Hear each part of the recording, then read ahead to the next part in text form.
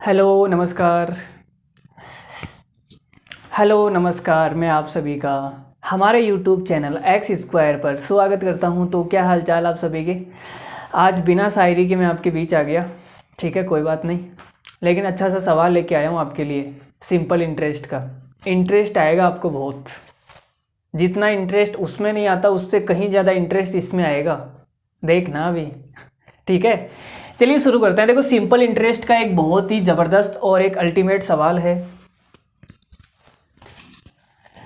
Simple interest का एक बहुत ही ज़बरदस्त और एक अल्टीमेट सवाल आपके सामने स्क्रीन पर है।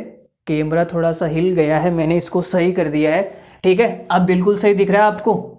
चलिए शुरू करते हैं। देखो, सवाल मैं पढ़ देता हूँ। एक आदमी है जिसके पास में 25,000 रुपये हैं। 25,000 का 1/4 भाग साधारण ब्याज की एक निश्चित दर पर और शेष राशि को 4% प्रतिवर्ष की अधिक दर पर निवेश करता है। यदि 2 सालों के लिए कुल 4,125 रुपये ब्याज प्राप्त होती है तो निवेश की गई दूसरी राशि पर ब्याज की दर क्या है, ये बताना है। CGL मेंस 2019 में पूछा गया सवाल है। 4 ऑप्शन आपके सामने है। एक बार वीडियो को पॉज करें और सवाल को खुद से ट्राई करें, ठीक है। जब तक आप सवाल को खुद से ट्राई नहीं करेंगे तब तक आपका दिमाग चलना काम नहीं करेगा, समझ रहे हो ना। दिमाग चलना शुरू नहीं करेगा, तो दिमाग चलाना है, थोड़ी थिंकिंग प्रोसेस तो होनी चाहिए ना। आपका दिमाग सोचेगा यार इसमें क्या करूं क्या नहीं करूं।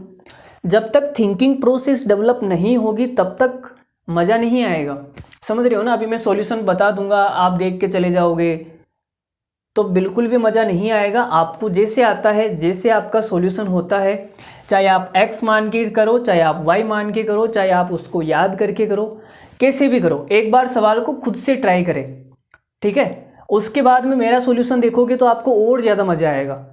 चलिए शुरू करते हैं। देखो, तो सवाल में बोला गया है, सवाल में देखो क्या बोला है। आपके पास है 25,000 रुपये। चलो जी, मैंने लिख दिया 25,000 रुपये, ठीक है। सवाल में ये कहा गया है कि 1/4 भाग का साधारण ब्याज 1/4, 1/4 करेंगे तो आपने कहा सर 1/4, और बाकी का बचा हुआ जो 3/4 है, भाई 1/4 भाग तो ये आ गया, और तो टोटल भाग अगर 1 है, 1 में से 1/4 ये आ गया, तो बचा हुआ 3/4 इधर आएगा, ठीक है। इसको तो हमने दिया R% पर उधार, और सवाल में बोला गया है दूसरी राशि को हमने शेष राशि को 4% अधिक दर से, तो ये कितना आ जाएगा R+4%, ठीक है। चलो अब हम इसमें एलिगेशन लगाने वाले हैं। तो आपने कहा सर एलिगेशन लगाओगे तो अच्छी बात है।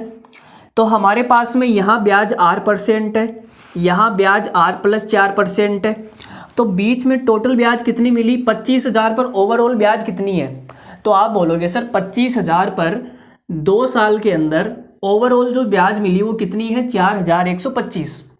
तो 1 साल में कितनी ब्याज मिलेगी आप मुझे बता सकते हो। तो आप बोलोगे सर 1 साल में आपको ब्याज मिलेगी 4,125 बटे के अंदर 2। भाई 2 साल का ब्याज अगर ये है तो 1 साल का ब्याज ये आएगा ना, लेकिन ये 25,000 पर है। ये जो ब्याज है ये 25,000 पर है। रेट निकालने के लिए हमें क्या निकालना है 100 पर।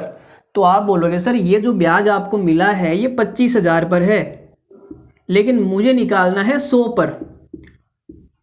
भाई प्रतिशत का मतलब यही तो होता है ना, 100 पर आपको कितना ब्याज मिला। तो आप बोलोगे सर इसको सोल्व कर लेते हैं। देखो 0 से 0 गया, ठीक है, और कुछ कट रहा है क्या।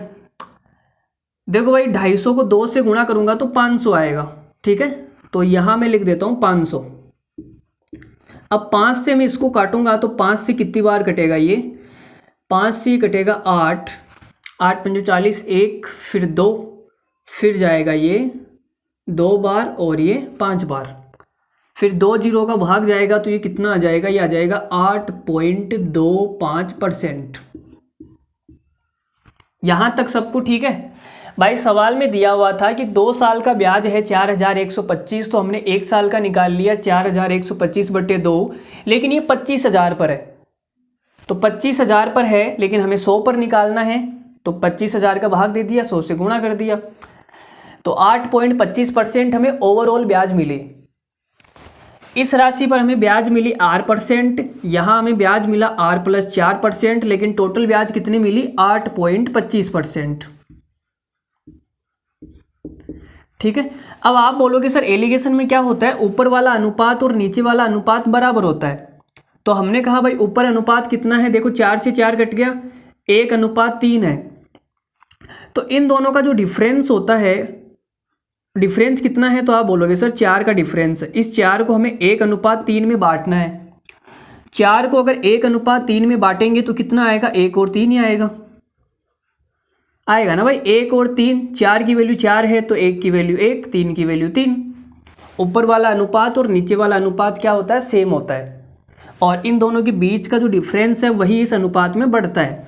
अगर आपको एलिगेशन नहीं आता है तो आप एलिगेशन की क्लास जाके देख सकते हैं, एकदम बेसिक से कंप्लीट। ठीक है, तो देखो क्या करना है। अब देखो छोटी संख्या को हमें जोड़ना है, बड़ी संख्या को घटाना है। तो आप बोलोगे सर देखो ये संख्या क्या है, छोटी है, और ये बड़ी है।